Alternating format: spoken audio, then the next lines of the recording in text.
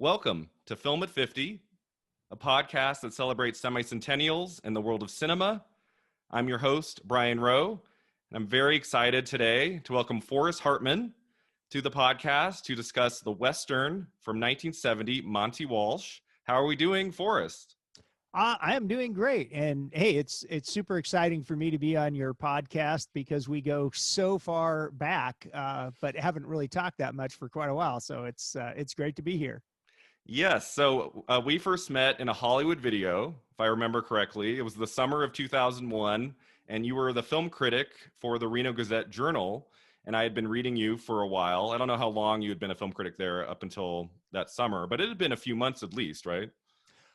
2001. Yeah, I think so. I came to Reno in, I believe it was 2000, and I didn't immediately write film. So yeah, 2001, it would have probably been 2, 3, 4 months, something like that I'd been doing film reviews.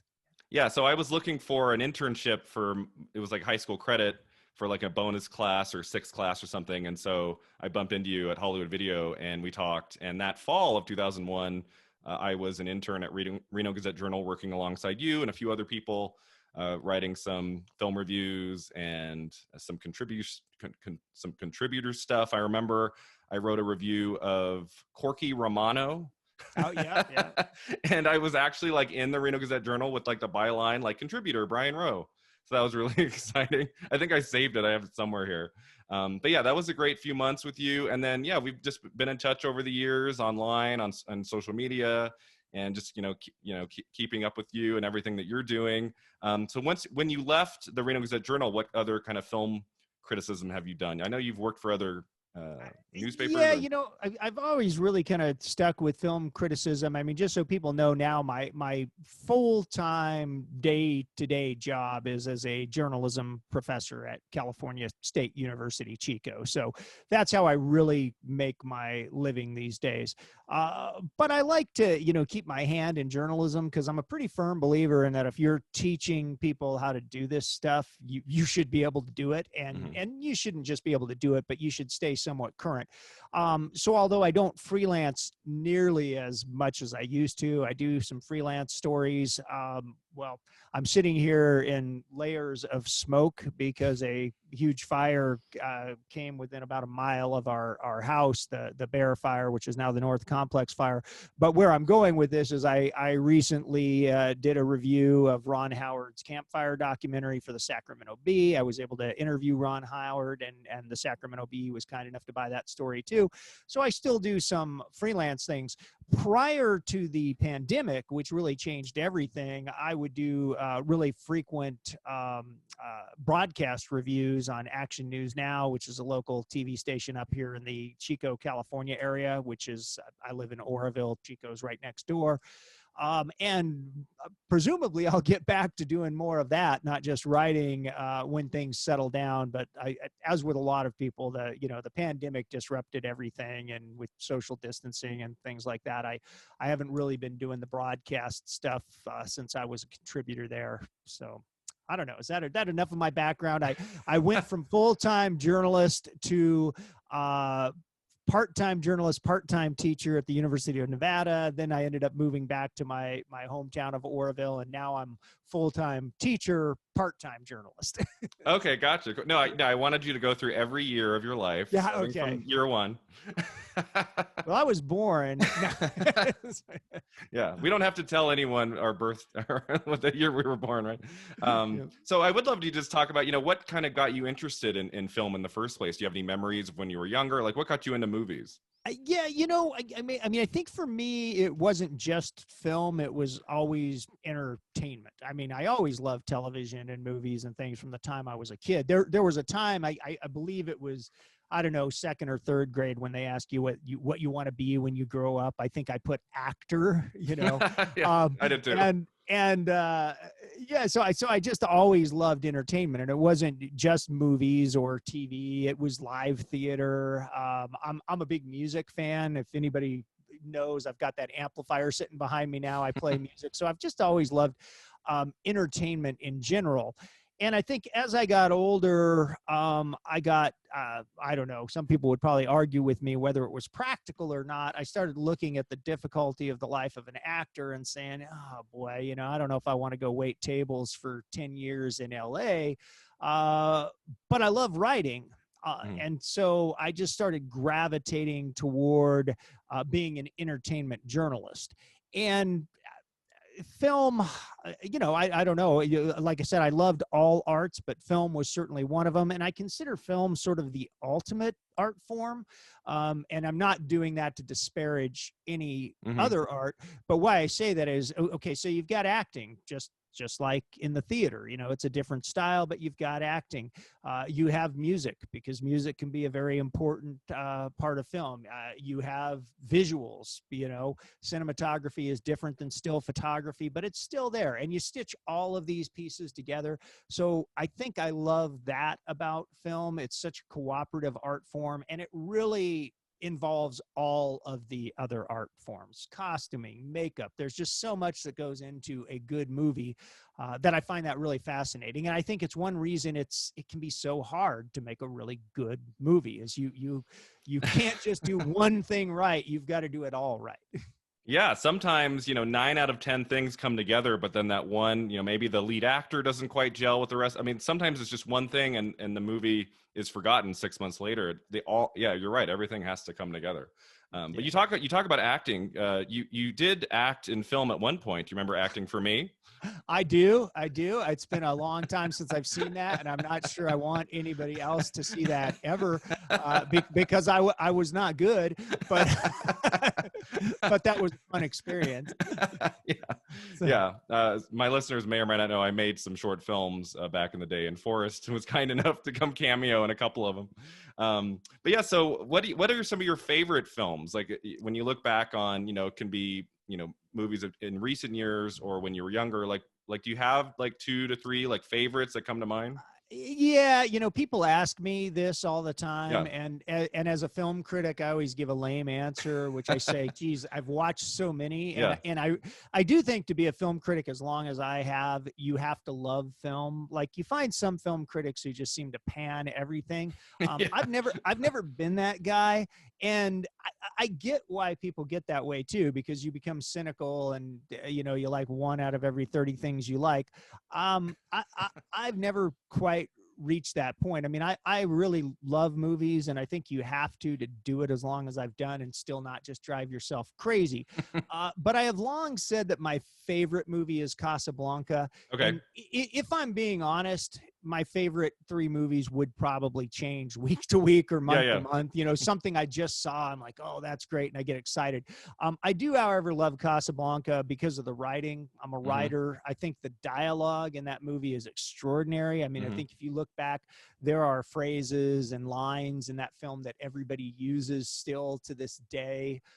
Which just to me shows how extraordinary the writing is. I'm kind of a sci-fi geek, and Star Wars, the original 1977 Star Wars, was a film that was huge when I was a kid, and I loved it when I was a kid. I had almost every line memorized, so I would throw that one out there, I think.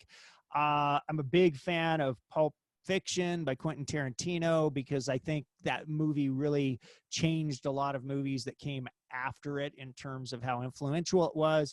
And I'm a huge Kevin Smith fan too. I love his sense of humor. I love his writing style. I haven't liked his recent work, unfortunately. Not so much. But Clerks, I look back at Clerks was sort of a revelatory movie for me. I just loved everything about it. Thought it was the funniest thing I'd ever seen at the time. So I guess if I had to pick 4, I'll throw those out there. Although there's certainly, we could go on the rest of the podcast talking about movies I like. Yeah, cool. Yeah. Kevin Smith, he's one of those directors. I kind of think of him, compare him to Rob Reiner, a director whose first few films are great, and then the last few, I saw the new, what was it called, the reboots, like the Jay and Smith, Jay and Silent Bob reboot. Yeah, to be honest, earlier films are better. Yeah, I haven't even watched that one yet, which is weird because, I mean, when it came out, like Kevin Smith made a movie, I had to go see it. I love Clerks. I love Dogma. I mean, I'm like, yeah, this guy. and you know, I don't know, maybe he'll listen to this podcast. He's been kind enough to interview with me a few times. Okay. That was a thrill, but I've been fairly let down in his more recent work, and I keep waiting for the next great Kevin Smith movie because I know he's got it in him. Yeah, that would, I think, blow my mind if we got a comment from Kevin Smith. Like, what are you talking about? My last film was great. I got good stories about that. Apparently, Jon Stewart read a story that I wrote and got ticked off one time. Oh, really? And didn't complain to me, but complained to somebody I interviewed who had given me a quote that he didn't like. Really? Yeah, I have no idea how I have no idea how he came across the story, but the next time I interviewed the same person, he was like, "Hey, we're not going to talk about that again, are we?" And I'm like, "Well, no, why?" And he's like, "Because Jon Stewart called me up and yelled at me for 20 minutes." I'm like, "Okay." That's so cool. Yeah. But I got the quote right. Nobody questioned my journalism. Yeah. I would say my favorite Kevin Smith is Chasing Amy. I think that's a great film. That is a good film. Yeah. You know, kind of different from some of his other works, but that's the one that always kind of stuck with me throughout the year. Yeah, really good movie and different from the earlier stuff. So yeah. So let's move into, since the podcast is 50 years ago, we're starting by looking at the year of 1970. You mentioned Star Wars. Any other films of the 70s that you think is particularly good? Anything from that decade, earlier in the decade? You know, I gotta really think. Taxi Driver, is that 70s? Yeah, that's 76. Yeah, I'm bad because I'm getting old, and so I don't keep all of them. But you know, Taxi Driver comes into mind. That was a really good era, and I think from that era I really like the sort of like gritty, hard hitting, you know, in your face films that were a little out of character for what had come before. I mean, talking about that, I've got a film that's on my 3 favorite Westerns when we get to it later. That's 1969, so almost 70. Almost there. But yeah, I mean, Taxi Driver is the one that really sticks out in mind, but certainly other movies from that. Midnight Cowboy, I think, was 70s too, right? If I'm not. Yeah, that was the end of 69, so almost. Okay. That was the best picture winner of 69 was Midnight Cowboy. You have a great memory, man. Because I'm like, I think of them. I've been watching for so long that I'm kind of like, yeah, I think that was about that era. But whenever I'm publishing, I always look it up just to make sure that I'm not forgetting. So. Yeah, I always double check. But yeah, one of my talents is, and I joke about this with people all the time. You can tell me pretty much any film that was released theatrically, I remember the year it came out. And then sometimes people stump me with a really obscure title. So that's been helpful for this podcast. Like when people bring, like, it's been like another guest brought up a couple movies, wasn't sure what and I just know, I don't have to look it up. So that's been nice. That's incredible. Cause I definitely have to look it up. I think you recently did a podcast in 5 Easy Pieces.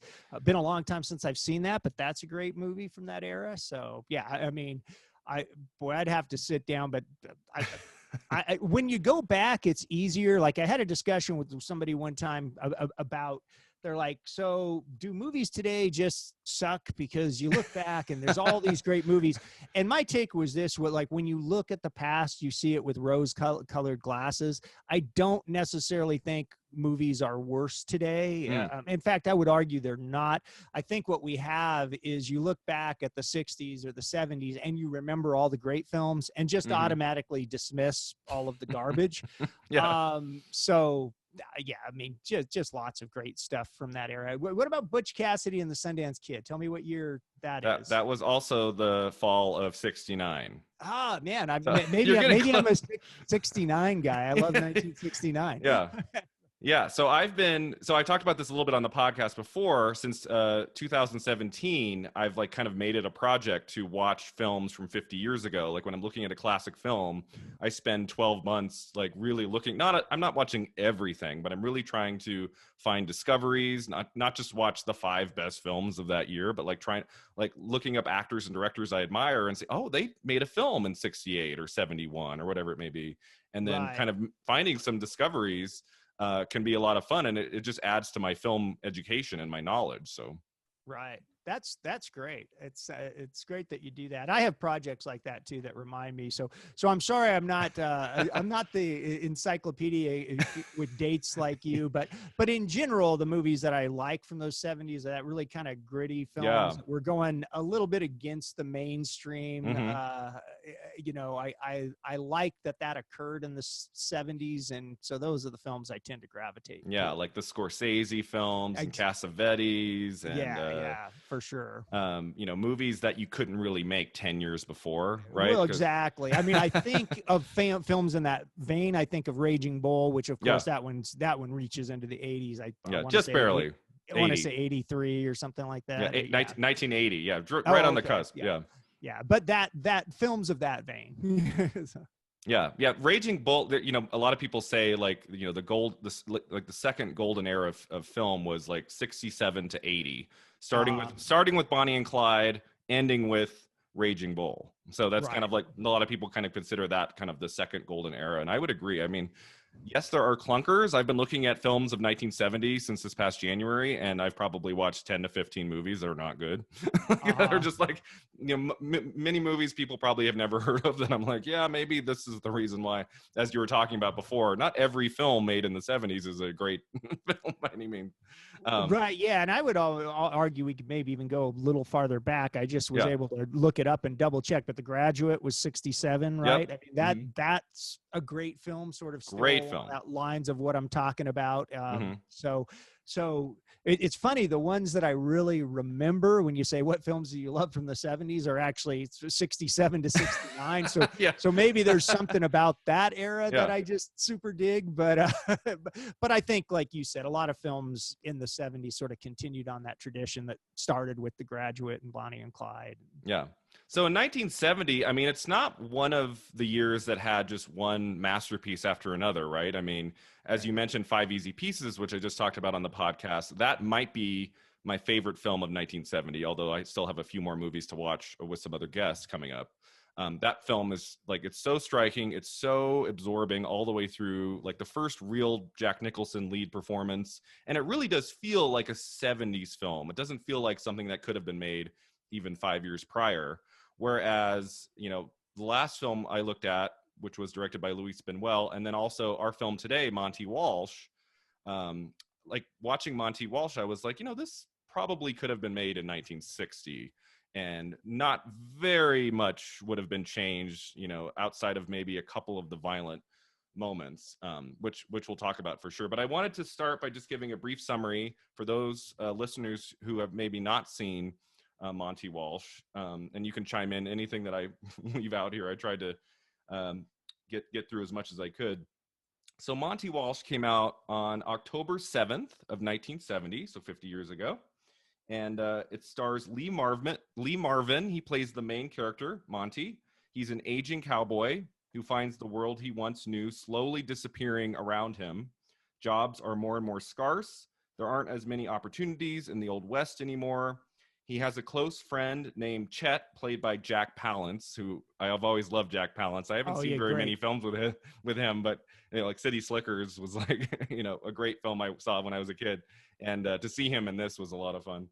I think that's what everybody, when you say Jack Palance, because that role in City Slickers became so iconic, Oh yeah, that's what they think of. But he's terrific in this movie.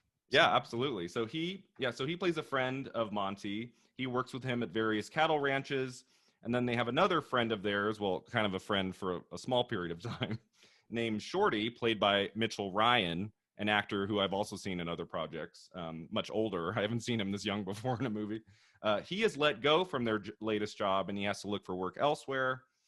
Chet falls in love with a widow who owns a hardware store, and he decides to make the necessary shift into that line of work, leaving his friend Monty behind. At one point, Chet tells Monty, "Nobody gets to be a cowboy forever," which is kind of like the main theme of the film, which we'll talk about.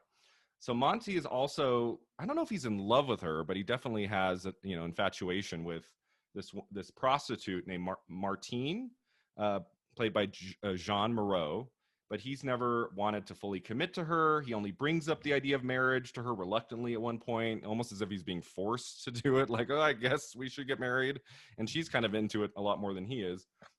There's a Wild West roundup show owner who sees Monte riding an unbroken bucking horse through town, and he offers him a job in his show, which would be a significant bump in Monte's salary, but he decides against it, telling the show owner, "I ain't spitting on my whole life," which I thought was a great line. Uh-huh. And then later on, Shorty is so desperate for money that he robs Chet's hardware store, and not one but two tragedies soon take place thereafter that force Monte to confront some major decisions as to the kind of cowboy and the kind of man he wants to be. Is that anything else you wanted to add to the summary? That was kind of the gist I got from it. I think that's pretty good because we risk, some people may listen to this podcast and decide they want to watch it. Yeah. We don't want to, we don't want to give away everything that happens. So I think that's pretty good. It's, a nice breakdown. I mean, I would argue that I think Monte Walsh probably was in love with Martine. Okay. But I mean, I think, like you said, you're not sure. That's completely a how you read the film, I believe. Yeah. It seems to me that one of the key things in the film is that his disappearing career, and although I read it that although he loves her, he loved this idea of being a cowboy more. Yeah, and he had to choose this idealistic lifestyle that he'd set out for himself or her, because they didn't go hand in hand. Yeah, exactly. Yeah, and you mentioned spoilers. I've kind of gone back and forth on that because part of me, sometimes, especially for older films, you might feel the need to kind of go into the last 5 scenes of the movie. But yeah, you're right. If there's someone listening to this podcast who might want to see the film, I don't think we necessarily should go into every detail of what happens at the end, because for most of the movie, there's not a whole lot of plot. There's not a whole, and then the last 20 to 25 minutes, a few major events happen. So I think probably we should try to refrain from giving those away for people who haven't seen it. Right. Yeah, I've always argued there's 2 ways to review film. I mean, you can do an academic breakdown where you assume everybody that you're talking to has seen the film, and then you can, what did this mean? And then there's the one where you hope that your audience might actually decide to go see it, and in which case you don't want to do that because it drives them crazy, right? I don't want you getting lots of hate mail, Brian. So, man, you made that film sound really good, but you told me everything that happened. So I didn't watch it. So thanks. Yeah. So The Godfather came out in March of '72. So I'll probably do an episode on The Godfather. I can probably talk about the ending of that one, Yeah. And you bring that up and it makes me feel dumb because I don't know how that one wasn't the first thing I thought of off the top of my head. But what a great movie. I'm very, all I can say is I'm very happy I'm not starting this podcast with The Godfather, because that would be I need a few months to kind of work my way towards that one. All right, cool. So let's talk about some background information. So I don't know how much you know about, the background. If you have any comments, feel free to chime in. So the film was based on a novel by Jack Schaefer. It had 2 screenwriters. The first one was Lucas Heller, whose credits include Hush Hush, Sweet Charlotte, The Flight of the Phoenix, and The Dirty Dozen. And the other screenwriter's name was David Zelig Goodman, who would go on to write Straw Dogs and Logan's Run. So 2 really talented screenwriters. Oh, yeah.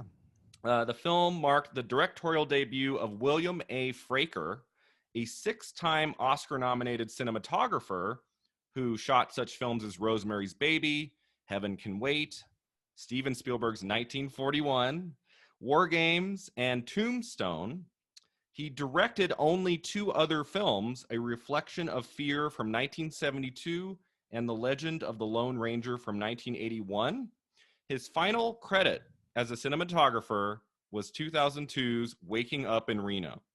I did know that because I was not that familiar with William A. Fraker, to be honest. And so I did a little bit of research, and of course you're based out of Reno now. Yeah. I spent a long time in Reno. So I thought, imagine that. I was probably even in the same room with the guy because I was a reporter in Reno when that was filming and went and did a story about it. You were probably in the same space with him. Like you were on the set of that film? Yeah, briefly, yeah. Okay. But I went down and covered it when they were shooting in. 2001. It was the I want to say it was. It might have even been 2000. As I recall, there was a little bit of a delay between when they shot and when that film came out. But it was either the El Dorado or the Silver Legacy. They were doing some shots in there, and so I was on set just briefly to do some interviews. He might have said something to you. He might have said hello. Very possible. Very possible. So you didn't have a cameo in that one. Weren't you in the cooler? You see like the back of my head in the cooler at one point. Yeah. Because I did a story about what it was like to be an extra. And well, that's sort of what it's like, right? You sit there all day and then the movie comes out. And if you're lucky, they see the back of your head.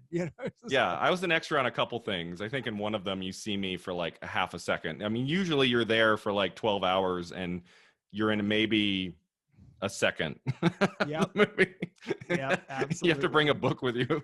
Yep. So I'm always fascinated by cinematographers, editors, who end up directing a film or two or three. People who maybe do, and then some of them, like Hal Ashby, I believe, started in editing in the 60s. He edited In the Heat of the Night and I believe won the Academy Award, and then moved into the 70s, became a really celebrated film director. So I'm always fascinated by people who maybe start in another member of the crew and then slowly move to directing. And then there's some people like Fraker who do that and then go right back into the job that they were starting with. So it seems to me either the opportunities weren't there, or maybe he decided he just preferred to be a cinematographer. I don't know. Yeah, I didn't know much about him. I haven't seen interviews with him, so I don't know. He did direct some TV, but not even really a lot of TV, just a TV episode here and there. So it's hard to say, but like you say, pretty extensive career in cinematography with some really impressive credits.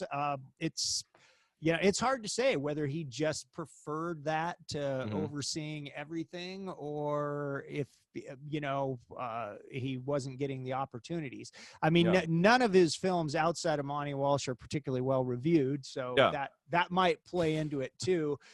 People come looking for you and giving you more opportunities when you have a blockbuster, and not so much when you don't. Yeah, I couldn't find any stats on like how well Monte Walsh did. I'm assuming it wasn't a blockbuster by any means, Right. I mean, it probably did okay, but it's a pretty quiet film. I would be surprised if it had brought in a lot of audiences, Yeah, an impressive cast, and if you look at like IMDb, it's got something like a 7.1, 7.2, which is not bad. So yeah. Oh, I found for older films, anything that has a 7 or higher usually is a good sign. Like a lot of older films will be like 5.8, and I'm like, this could be rough. I don't know, Yeah. So yeah, when I saw that 7.1, I felt pretty good about the choice. So a few other things. The year before, Fraker was the cinematographer on the musical Western Paint Your Wagon, which starred not just Clint Eastwood, but also Lee Marvin. So I'm assuming they started up their friendship on that film, and then maybe that's when he got the idea to have Lee Marvin star in Monte Walsh. The film's budget was about $5 million, and 20% of that went to Lee Marvin. He got $1 million for the movie. He also, Lee Marvin wanted Deborah Kerr to play his leading lady, that's according to IMDb. But he got Jean Moreau instead. This is one of the few films in which Jack Palance is not the villain, apparently, according to IMDb, which I'm not 100% on that, but I would have believed that Jack Palance is usually the villain. Yeah, that sounds right to me, although honestly, without going down and breaking it down, I would not commit to that, but I would trust them. That sounds right. Yeah, so this isn't all 100%, but I mean, not knowing a whole lot about Palance's career, it would make sense to me that he plays the villain more than the hero. He and Lee Marvin starred together in 3 previous films, including The Professionals in 1966. So they had a working relationship too. Before filming Rio Lobo, another 1970 Western, Howard Hawks had considered filming Monte Walsh with John Wayne, which would have been a different film. Oh yeah, for sure. Definitely a different film. Yeah. So I thought that was interesting. The film received no major awards nominations, didn't get an Oscar or Golden Globe nomination or anything. But as you said, was mostly liked or loved by many critics at the time. Roger Ebert awarded it 4 stars, 4 out of 4, his highest rating back in 1970. And Gene Siskel apparently awarded the film 1 star. Really? I did not know. Interesting. Yeah, so they both started writing for their respective papers in the late 60s. And so by 1970, they were both, critiquing film. but they didn't start working together on their show until 1975. So they weren't working together yet. So that would have been I would say I got to go back and find that Cisco review, because yeah. that's a pretty bad rating. Isn't that crazy? Like, and I didn't, and we'll get into it. I didn't necessarily love Monte Walsh, but I don't know how you watch that film and say 1 star. Yeah, I wouldn't either. So I'm really curious what his complaint is. Yeah. Yeah. And then lastly, in 2003, there was a remake of Monte Walsh starring Tom Selleck. Have we seen the 2003 remake? I am aware of the 2003 remake, but I have not seen it. But I mean, that's an interesting project too, in that you got Tom Selleck and you got Isabella Rossellini, and you got Keith Carradine, Robert Carradine. So again, a fairly high level cast. So it's interesting that you get actors of that caliber wanting to tackle this story. So it's obviously they see something in it. Yeah. If I was like super ambitious, I would have watched the remake too, but I just didn't have time. So. Well, I was the same way. I might have done it if I hadn't been evacuated due to due to the fires. Yeah. So yeah, and I thank you once again for taking the time to watch the film and do this podcast episode for me. I know the last few days have been trying, to say the least, and I'm so happy that you and your family are safe. And this has been a crazy year for us. 2020, yeah. I think I'm ready to roll through it. I'm hoping that the murder hornets don't show up. Yeah. Here. That's October, November is when the murder hornets come. Yeah. Exactly. All right, so that takes us to the film. I have a few kind of general questions, and I just want to start with had you had any history with this movie? Had you seen it before? If this was your first viewing, what did we think? Well, yeah, I mean, it was my first viewing, and I feel like I owe you some gratitude for pointing it out to me. Yeah. I mean, it's one of those things. I've watched a lot of classic movies. I feel as a film critic, you need to have a grounding in classic films. But at the same time, I was an active film critic so long that the day-to-day job, since I did not write a classic film column, was keeping up with what was coming out in theaters, which would mean that the ideal job for a film person, I think, would be watching all great movies all the time. But the realistic side of being a film critic, at least when I was really active, was staying on top of everything that came out, even if it was too bad horror films that that would be completely forgotten a week later. So I was not aware of this film, and I really liked it. I don't think I'd go 4 stars like Roger Ebert, but I would be inclined to go 3.5. I mean, I think it was a very good film in a lot of ways. The theme resonated with me. I am not a Lee Marvin expert by any means, but I am aware of his work and have always enjoyed him in the movies that I have watched with him. So I mean, my assessment, like I said, I think 3.5 stars would be what I give it. And there were an awful lot of things I like about this movie. In fact, I was a little bit surprised to see that the director did not go on and make many more films. Like you said, he did 2 more. I thought this film was good enough that it would have probably opened up opportunities. And who knows, maybe it did and he just chose not to take them. But it seemed to me, I was like, yeah, this is a guy I'd like to see some more work from. Yeah, he clearly has, a great stamp on this movie. What I love the most about the movie, and this has been something I've been noticing in a lot of these older films, is that it takes its time. You get to slowly get to know the characters, the friendship between Monty and Chet. It develops, at a kind of a slow pace. You really get to understand like Chet's reasoning for kind of abandoning him for this other job. And, it's not like if this film were made, even a decade later or something, I feel like it would be moving a whole lot faster for a new audience, where this film, it takes its time. And some people don't like that about older films, but I always really enjoy a movie that's not in a rush to get to the plot. I think that's a great point. And I've got to say, sometimes I'm one of those people who doesn't like that. It really depends on the film for me. But in this movie, I liked it. I mean, you're right. I mean, Frakes lets the camera linger on scenes. In fact, one of the scenes that I just loved, and and I don't even know if I can put my finger on why, is when he's first in bed, Monty with Martine, and Yeah. he's trying to roll a cigarette while she's trying to distract him. And I don't know what it goes on for about 30 seconds with Yeah. him rolling this cigarette and her trying to distract him and say, hey, leave that thing alone.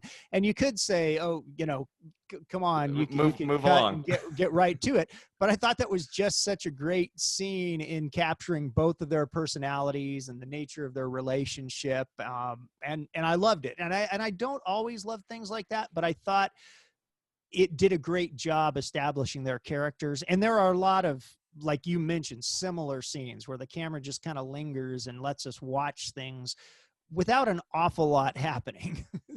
Yeah, I mean, I would argue that the first hour of the movie, there's really not very much plot. It's, I mean, things are happening, and you get a sense that 10 years before they were much happier people, like when they had more money coming in and more Right. opportunities.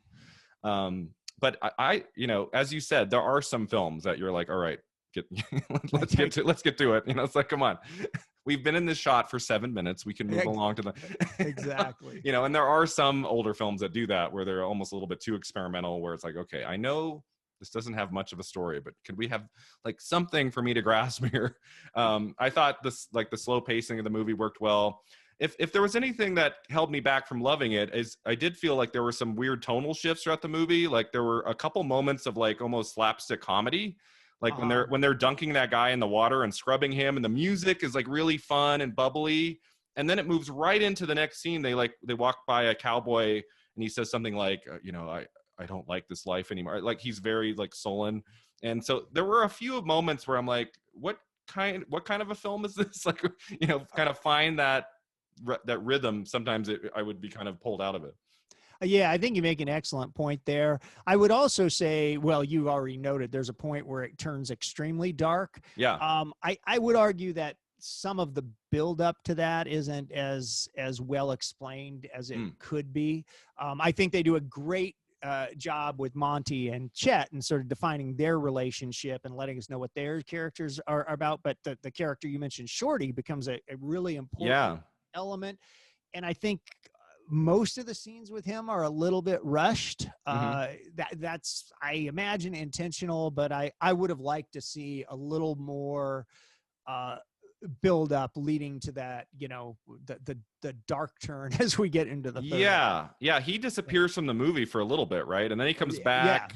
And I mean, some truly horrific things happen. And you're right, there wasn't enough build up to that. I think maybe part of the problem was most of the film, if not all of the film, right, is from kind of Monty's point of view. Like we're kind of seeing the movie through his eyes. For sure. I mean, obviously he's not there, in the hardware store for that later scene.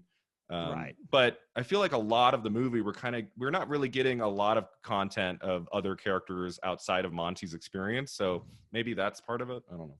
Yeah, I mean, that's probably the decision that went into. But when I look about it, I mean, still, from my end, 3.5 is a pretty good rating. But if there was one thing I would complain about, I'm like, man, Shorty changes dramatically during the course of this movie, and we don't see much explanation as to. We're left to fill in a lot of blanks on our own. Like, well, I guess this happened because of X, but we really are left guessing. So. But overall, I would agree. I'd give it like 3.5 stars. I was for almost the entire movie, I found it really absorbing. I loved the photography. I could tell, like, okay, this is directed by someone with a cinematographer's eye for detail. There's so many like beautiful shots of like, where it's like early morning or late at night, and you see like sweeping shots of the West, and it's just beautiful. I love the opening, the opening credits and the illustrations at the beginning with that Mama Cass song playing in the background. I thought that was a great way to kind of get into the feel of the movie. And as you said, the performances are really strong and the relationships really well defined. And then we get that last 20 to 25 minutes where the movie takes a little bit of a shift into, heavier darkness. But, that's something I often do in my own storytelling is go kind of dark towards the end. And this film did it in a way that I thought worked fairly well. And by the end, I was pretty satisfied with it as a whole. Yeah, I like the way it's bookended too. I Yeah. think that Fraker did a nice job. I mean, without giving it away or trying to describe the Hmm. scenes, if people watch it, they'll understand exactly what we're talking about. There's a scene at the very beginning of the movie and the very end of the movie that's perfectly bookended, Hmm. and I like that. I mean, sometimes that works, sometimes it doesn't. But I thought in Yeah. this particular movie, it was a nice callback, and you're like, yeah, okay, that's how this movie should end. Yeah. So, yeah, I don't know if you've taken like a screenwriting course. Like I took a couple in college, and yeah, the planting and the payoff was big, right? You plant Yeah, something at the beginning, whether it's an image or an idea, and right. you usually have to pay it off by the end. And I didn't think this movie was really, checking off like the notches of a screenplay of what needed to be done. It's not that kind of movie where, minute 12 is the inciting incident, and now we're moving Mhm. into the journey, and it didn't really have a Right. lot of that. But that was noticeable, right? That like the comparing the first scene with the last scene and how they are Right. very similar, but he's in a different place at the end. So I thought that was like a nice touch. For sure. Yeah. So yeah. You think like the theme of the film was like, what do you think Fraker was commenting on, the screenwriters? Like what were they kind of trying to convey to the audience in terms of theme? Well, my take, and I mean, I think this is a movie, like you say, that there's not a ton of plot, which might Hmm. scare people off, but I don't think it should. I think it's a character study. Yeah.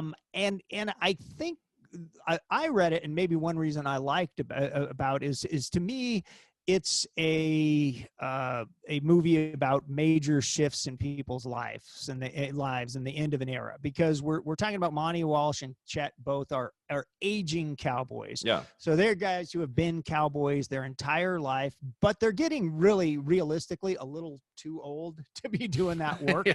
Yeah. Like you talked about, Monty gets an offer at some point that would be a lot more money for Hmm. him, would probably be a lot easier on the body, but he's like, I'm not going to spit on my whole life. Um, he's probably too old for this work, but but that's his life. But he He loves it. identifies as a cowboy. Yeah. And also we have, for a variety of reasons, I mean, they keep talking about the winter, but it's not just the winter, it's a changing culture in America.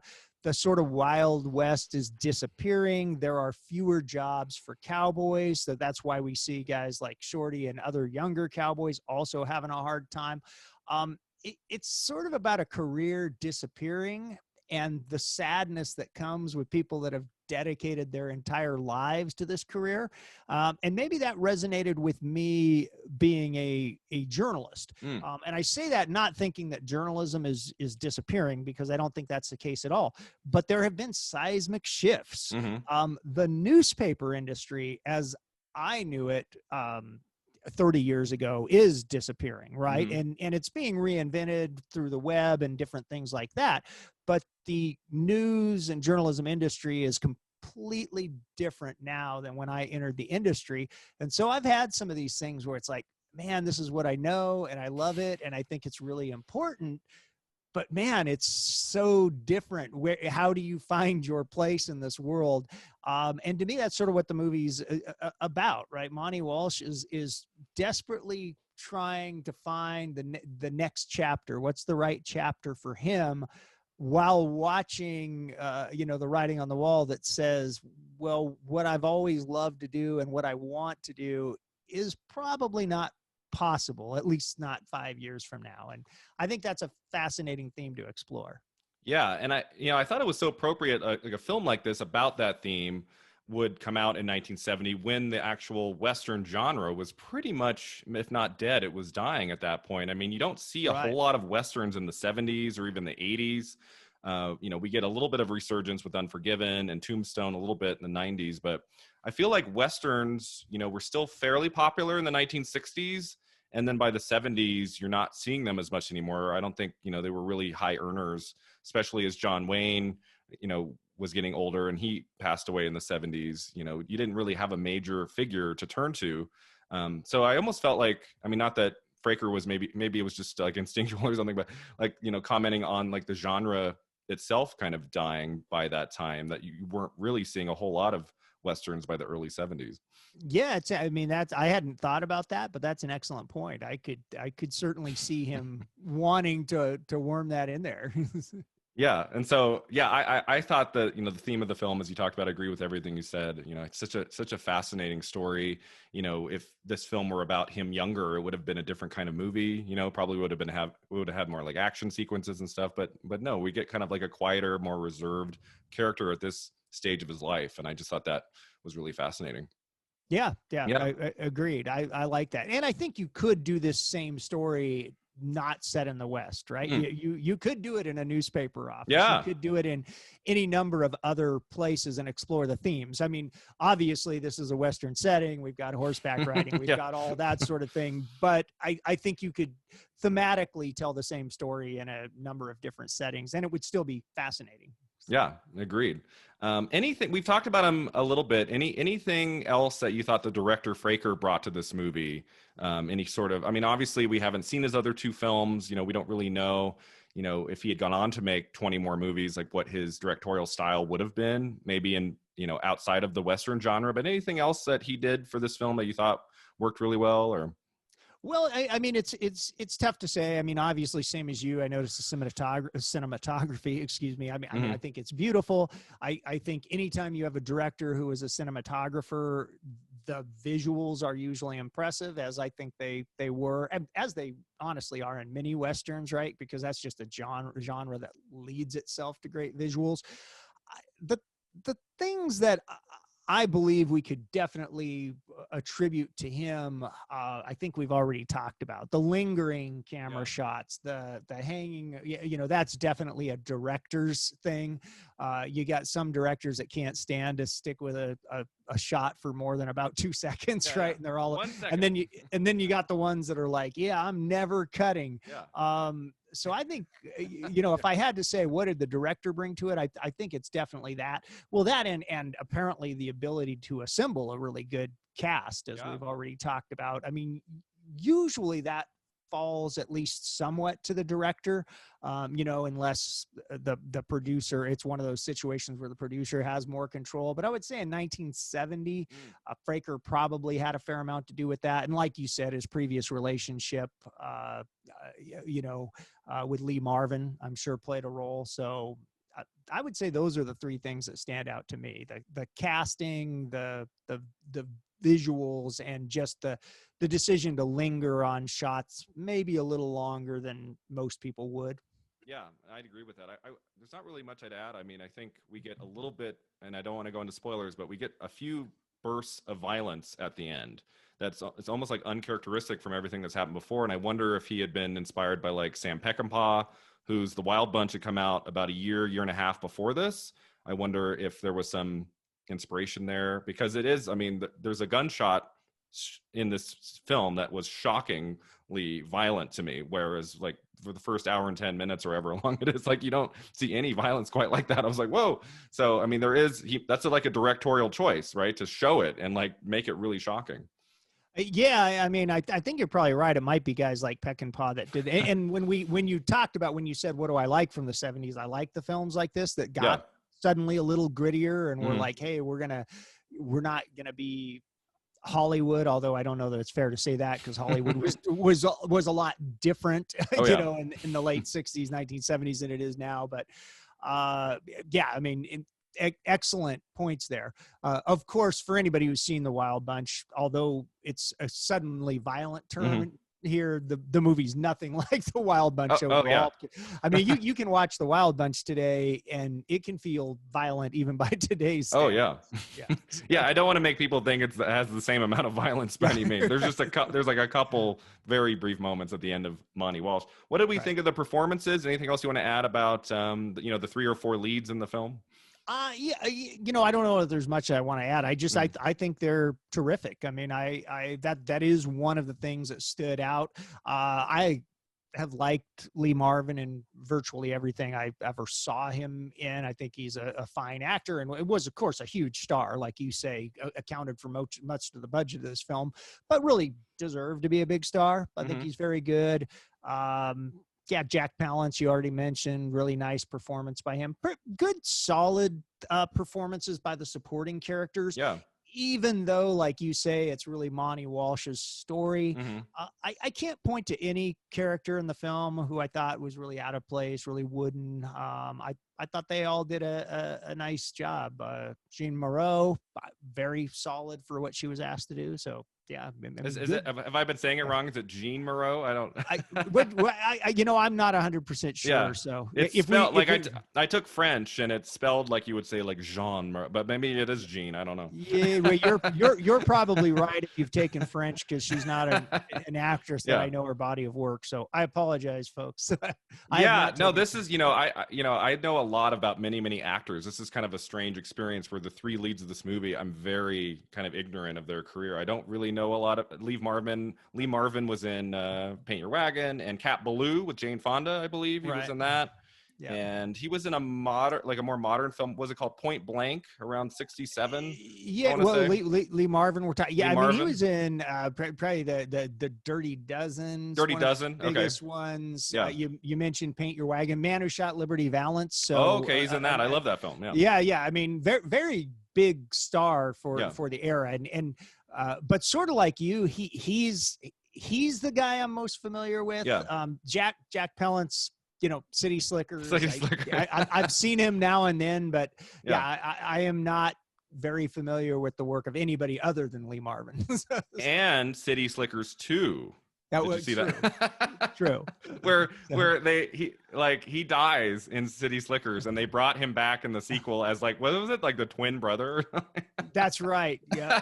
It's It's been a long time since I saw that, but now you just jogged my memory. Yeah. But it makes me want to seek out some more films of these people, like Lee Marvin. I want to see more of what did Jack Palance do in the later part of the 70s and the 80s. I'd be curious to see. Good. And then any other specific scenes? Usually I have like a segment of just like where I don't want to go into spoilers. I don't want to talk about what happens at the end. For those listeners who might want to see the movie, any other scene that you wanted to touch on before we move on? No, I think I've already talked about them. I love the beginning. I love the bookended ending. I love the scene with the two of them in bed, which if people watch it, they'll know, where Lee Marvin's rolling a cigarette. I can't say that I loved, because it's shocking, but the violent turn at the end, the violence, I think that was very well used, as you talk about. I think I liked the choice to, as you've already described, keep it really not violent for a Western at all, but then have a sudden shift. I mean, I thought that was very powerful. So yeah, that last scene was in or close to the last scene in that, was it like a barn where they fall into that space where like the music is so great at that last part. There were some really cool directorial choices for that kind of final showdown. I guess you would call it a showdown. I guess if there was a scene that I didn't love, that I thought did go on too long, the bronc busting scene. Yeah, what was that about? There's people that went on forever. I mean, and it's not giving away too much. I think when Brian talked about, there's this bronc busting scene that gets Monte Walsh noticed, but. Yeah, I mean, I didn't time it, but I mean, at some point, water towers are getting knocked over. He's destroying stores. I'm like, at the end of it, I'm expecting, oh man, this guy's screwed, because he's basically destroyed half this town busting this bronc, and nothing ever comes of that. He gets like a job offer out of it. That bothered me, because I'm like, it's this guy who's having work problems and his career's ending, and I'm like, oh well, now he's in debt for the next 40 years, and like you say, it turns out being a good thing. Yeah, there was a part of that sequence where he's riding that horse, and there's the same shot, almost the same shot. It goes 3 times when he's in a store and it's being destroyed. Instead of like cutting to a close-up and then maybe a wide, it's like the same shot of it, like of the animal like turning. And I was like, was the editor having an off day this day? What's happening? Yeah, I mean, that one sticks out in that I was just like, well, so is this your big action sequence? So you got to make it as big as humanly possible. So. Yeah, but I don't believe there was music. I don't think there was score, and that made it feel long too. Was there score during that scene? I don't think there was. Without going back and watching, I don't want to say for sure, but I don't recall it. I think you're right. Yeah, I remember thinking, I was like, this feels kind of long because there's no music. It's like, Yeah, I mean, lots of Foley effects and lots of yeah, noise, but yeah, I think you're right. I don't think there was music. yeah. All right, so my last question about the movie, if you don't have anything else to add, I think we've kind of touched on all the major Yeah. elements of the movie, was just what was it like looking at this film through a 2020 lens, looking at it, if this film had been made today, like how do you think it would be different? Anything about looking at a film from 50 years ago through a 2020 lens, this particular movie. Well, I think it would be a very difficult film to get made today. Yeah. I think the things that we've already talked about, the lingering on scenes, Yeah. I don't see nearly as much of that today. Mm-hmm. If somebody were to make this film, it would be a Martin Scorsese or a Spielberg. Not that I think Spielberg would ever make this film, but it would be a director, I think, with that type of control, Yeah. right? Where they could cut a deal and say, hey, I'm making the film I want. We're not going to have test audiences decide how everything turns out, because I think the test audiences would say, speed it up, give me more plot. We want a better love angle, things like that. So Yeah. I think it's a film that really speaks to its era. You see films like this from that era, but you don't see a lot of them today, unless, again, they're from these auteurs who, for whatever reason, have a lot of control and decide they're going to make it. I do think there are actors out there today that could do a good job. I could see a Matt Damon or somebody like that in Lee Marvin's role doing nice work. So I don't think it's that nobody's capable of it. I think there's some fine actors out there. Somebody like Joaquin Phoenix would be really fascinating in a movie like this. I'd like to see that. But to be honest, I just don't see it getting made unless a big time director, maybe Ang Lee or somebody, somebody who's got a lot of clout that probably would make a deal like, hey, I'll make your crazy blockbuster action film if you let me make this small little Western. So, Yeah, you mentioned Matt Damon and Joaquin Phoenix have both been in at least one Western each, right? So Matt Damon was in True Grit, right, and Joaquin Phoenix was in The Sisters Brothers with John C. Reilly. And as you were mentioning the directors, I was like, I think the Coen brothers could probably make a really great film. Like a good remake of Monte Walsh. Like I would love to see their stamp on it. They've done a couple Westerns, right?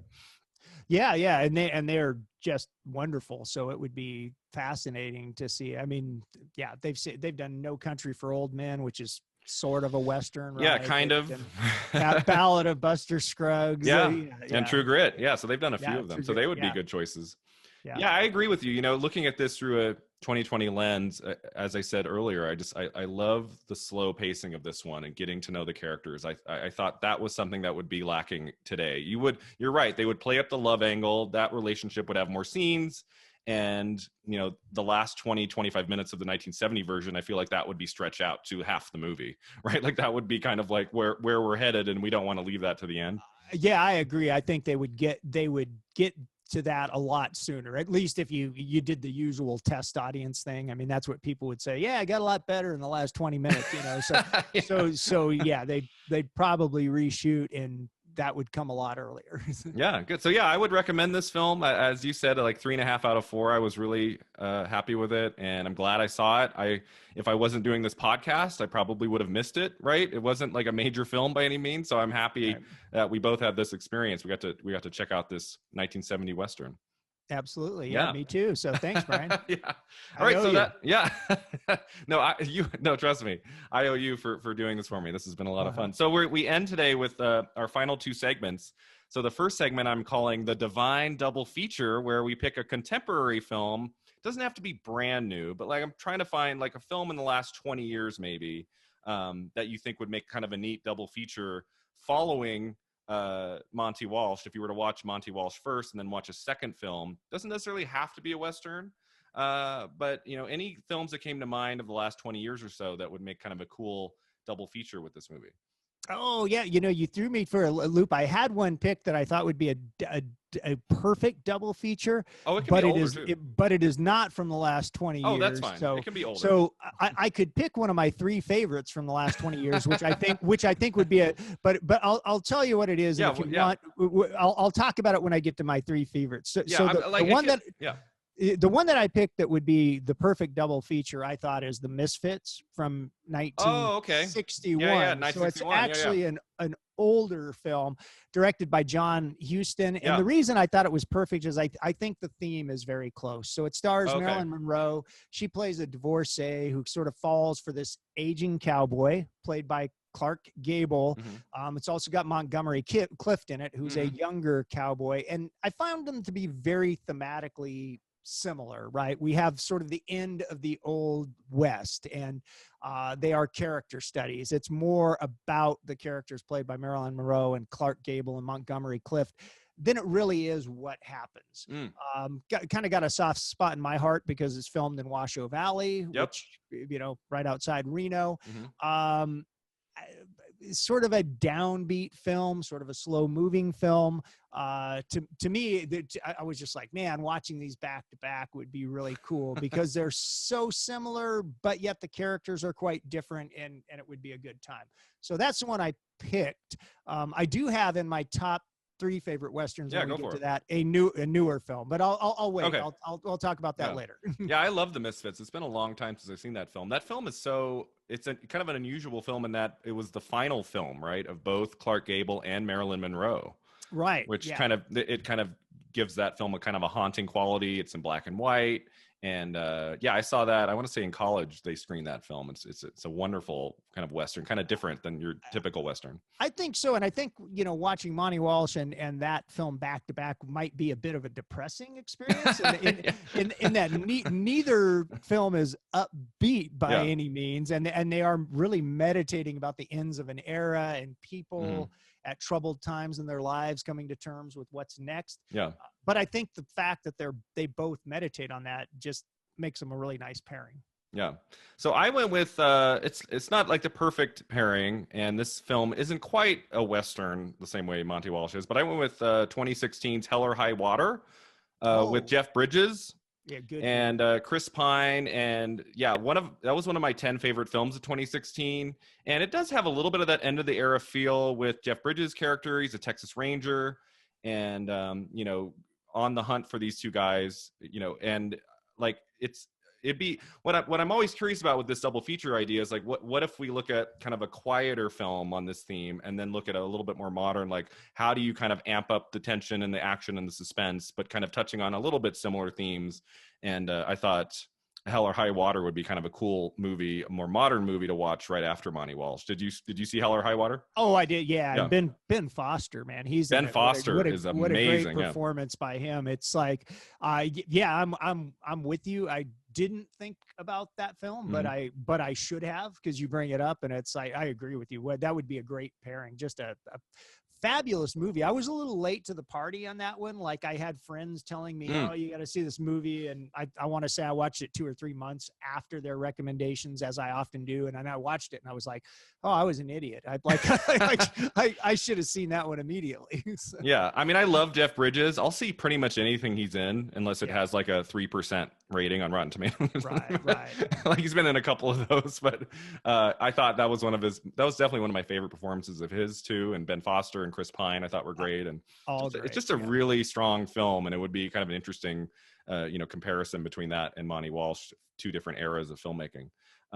Good. And then the next segment is Beyond the Flick, where we pick an actor or a director or a genre represented by our film that we discussed. And I wanted to go big, the Western. Okay. Because I'm not going to be talking about too many Westerns on this podcast. I was trying to think earlier, like, how many Westerns from the 1970s can I think of? And I was like, I got nothing. I can maybe, if I think longer, maybe come up with a couple. But I thought this would be a good one just to talk about that genre. So what's been your history with the Western genre, and what are your 3 favorites if you had to pick a few favorites? Sure. Well, my history of the genre is not remarkable. I mean, people ask me what my favorite genre is, and I usually say, well, good movies, right? Which is how I feel. I'm down with a romantic comedy or an action film or a Western or a horror film, as long as it's good. As long as they're good. I don't really care about the genre. That said, I would not feel like if I had to pick areas of expertise, there are certain genres I'm really strong in, like journalism films, for obvious reasons. I mean, I teach some classes where we use journalism films as a basis.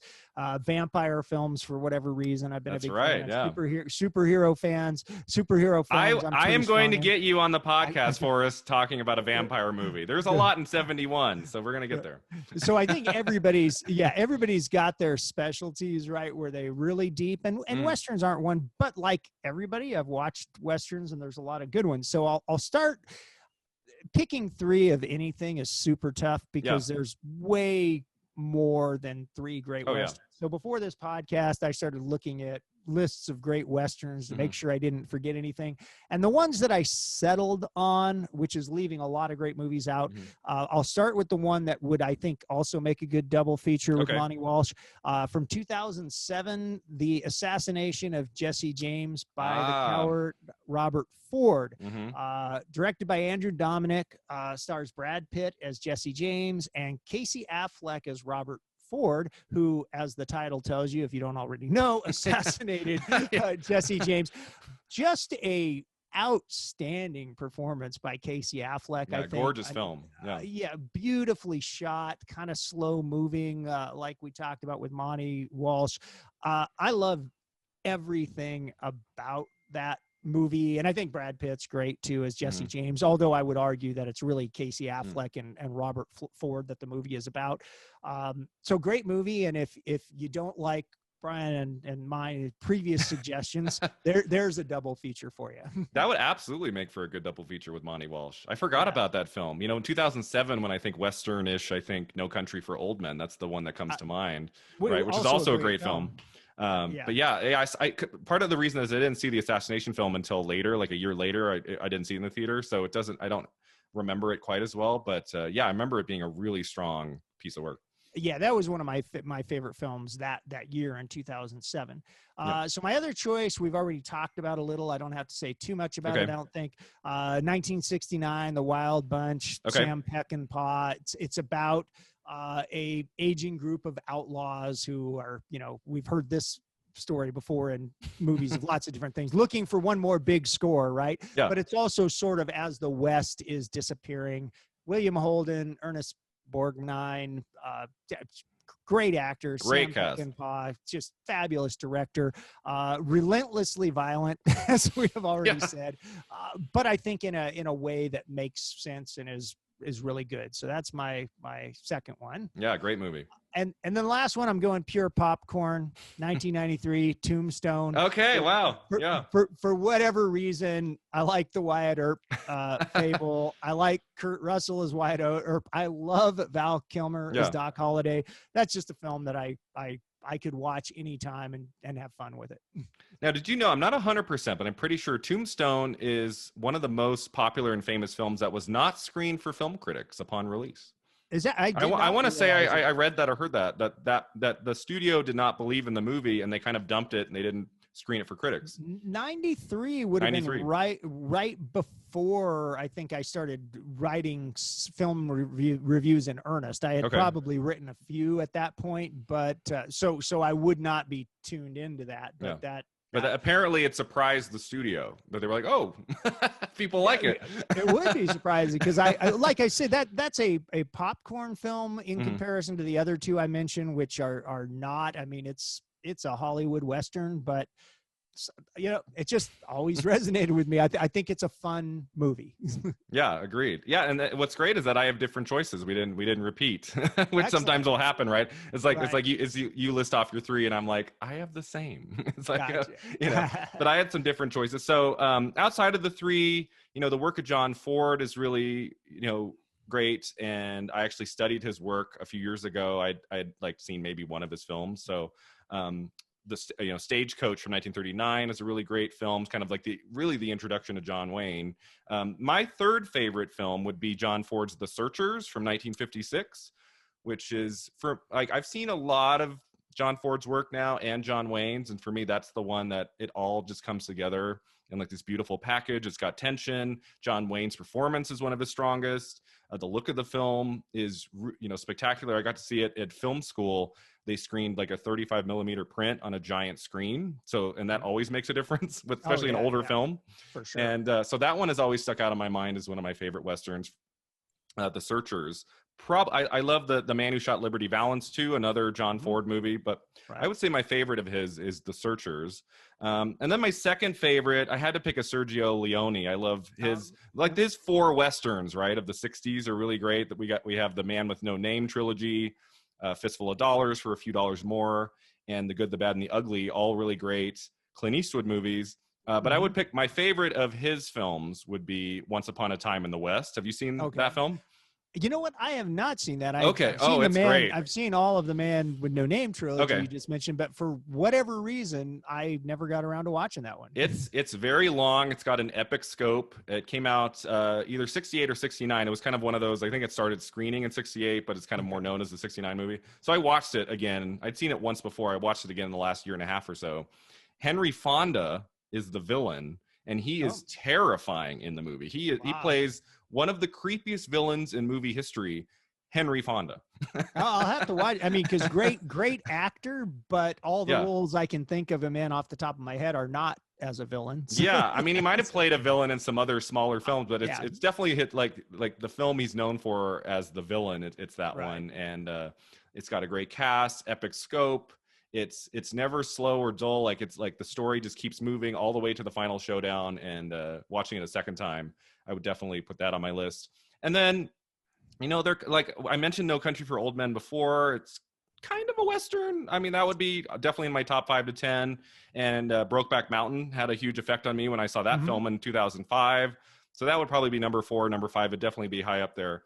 But if I had to pick my favorite Western, a film, I've seen it a few times. I saw it in film school. I think, you know, it's worth picking a Clint Eastwood movie just because he had such a stamp in the world of the Western. I think his 1992 film Unforgiven is just such a spectacular film. Have you seen that one? I have. In fact, we came close to overlapping, Brian, because I have my top 3 that I just almost threw darts about. And then I've got runners up. I've got both The Unforgiven and Brokeback Mountain. Okay. Yeah. So, you know, Unforgiven, it's you know, one of his darker films. It was his first Western he had made in a while, I want to say. Like he made a lot of Westerns in the 60s, 70s, and maybe like early 80s. I want to say Pale Rider was like 85. Yeah. And then I don't think he made a Western in between Pale Rider and Unforgiven. I mean, there might have been one, I don't think. But by like 1990, right, he was kind of moving to more contemporary films. And then he makes one more, right? Isn't that the last one he did? I want to say the last Western, at least full-on Western, Eastwood directed and starred in. Think so, yeah. Was 92 and Unforgiven, and that won the year's best, you know, it won Best Picture, Best Director at the Oscars. I believe he was nominated for Best Actor for that film. Yeah, just a fantastic movie. Yeah, and that, I mean, obviously I was too young at the time to see it when it first came out, but I discovered it later on video. I got interested in Clint Eastwood because apparently my grandmother went on a date with Clint Eastwood when they were teenagers. So really? Clint Eastwood is always like, before I was even like, you know, watching a ton of films, there was always this story that my grandmother would tell, you know, and when I started getting interested in movies, like, you know, not 6 months ago, like she would talk about their date when they were like 14. Was it a good date? They didn't marry, obviously. They didn't marry, but both their parents stayed friends long into like the 70s and 80s, long into his career. And I actually got to meet Clint Eastwood once at a golf tournament in like 1999, and I was alongside my grandmother at the time, and he clearly recognized her when she pulled him aside and said, "Hey, it's Bobby. How are you?" And so Clint Eastwood has always been kind of a figure in my movie world. So I got into his work early, and I think it was in high school I discovered Unforgiven, and it's always kind of stuck with me. I've seen it 3 or 4 times. Great supporting cast. Gene Hackman won the Oscar for Best Supporting Actor for that film. He's the villain, and he's great in it. And it's got Morgan Freeman. And it's just one of I've always enjoyed Clint Eastwood's movies, as you know, both as an actor and as a director. And I think that's one of his 2 or 3 strongest works of his long career, going all the way back to the 50s. Well, I have to say, I made the very questionable choice of picking 3 Westerns, neither one starring Clint Eastwood or John Wayne, which I mean, I think if you're going to say, well, which 2 actors in American cinema history are most identified with the Western, I don't know which one of them would be number one and number two, but I think you'd have to say Clint Eastwood and John Wayne. And like I said, I knew I was doing it, but I didn't include either. So I'm glad that you did, because it doesn't make us look like complete buffoons, right? Yeah, it would be strange to talk for 10 plus minutes about Westerns and not bring up the names John Wayne and Clint Eastwood. Would be kind of listeners would be like, okay, oh, you missed a little bit there, but Yeah. And I'm sure there are probably 5 more figures in the Western genre that we haven't touched on that, later on we'll be like, oh, oh, absolutely. Yeah, certainly. No, but I mean, we even talk about that. I have a class in pop culture, and we talk about the archetype of the cowboy. And, and always I say, so we'll like think of an actor who'd be an archetypal cowboy, and without fail, even young college students today, John Wayne, Clint Eastwood, because those two guys, I think more than anybody else, are associated with that genre. Yeah. Even though Clint Eastwood has done so much else. Oh, right? yeah. He's no one-trick pony. So. Yeah, I don't think his career would have had, lots of longevity if he had just done Westerns forever, right? He needed to evolve and do other kinds of films, so many of which I love, like $1 Million Baby, and he's done war films, and he's really pushed himself as an artist, even in his older age. And I mean, in his 70s and 80s, he's doing some really fantastic work. He is incredible. I haven't watched Richard Jewell yet, his latest film, but I've heard people who've seen it and think it's quite good, and it's on my list. So yeah. All right. So anything else you want to add for us? I think we've touched on everything. And before we wrap up here, I'd love for the listeners to know, like, where can they find you online? Do you have anything you'd like to promote? Anything that how do our listeners find you? Oh, probably forresthartman.com is the easiest way. I'm a full-time teacher, so I don't have tons of new content on there, but I still do write. So you see film reviews pop up there. As a freelancer, I most often freelance, and I'll give a quick plug because it's a neat publication run by a friend of mine for a publication called Highbrow Magazine, just highbrowmagazine.com. You'll find my work pop up there. And then, I don't know, Google me. Stuff pops up different places. Like I said, I wrote a few things for the Sacramento Bee this summer because that's a local regional paper in my area, and I'm a big supporter of them. So I think that's probably all they need to know about me. Okay, cool. Yeah, I grew up outside of Sacramento in Roseville for my first 12 years, so I'm very familiar with the Sacramento Bee. I read that like every day growing up. Very cool. All right, well, thank you, Forrest, and thank you to everybody listening to Film at 50 today on our talk about Monte Walsh. Please give the podcast a 5-star rating and a review, and tell your friends about us.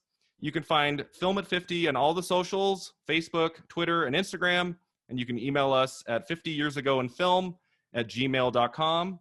Also, take a look at the Patreon page, which has exclusive bonus episodes every month. Lots of cool stuff coming up. So please take the time to support Film at 50 and check that out. Thanks again, everybody. Until next time, remember, 50 never looked this good.